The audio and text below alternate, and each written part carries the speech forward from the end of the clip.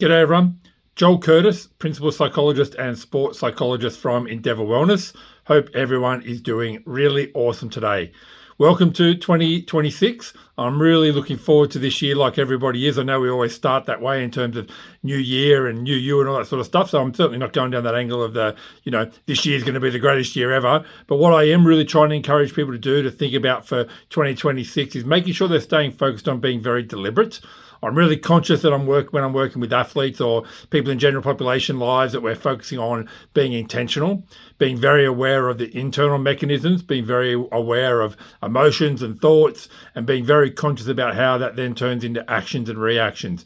Because without that ability to be able to self-regulate, without that ability to be able to self-manage, it's very hard to then create consistency and momentum. So I really want to encourage everyone to make 2026 a year where they really start focusing in on themselves, really start getting to understand what makes you tick, what you're about, what works, what doesn't work, and then have the courage to make sure you're just slowing down and really taking the time to think about process, action, and reaction. It all starts with thoughts and feelings.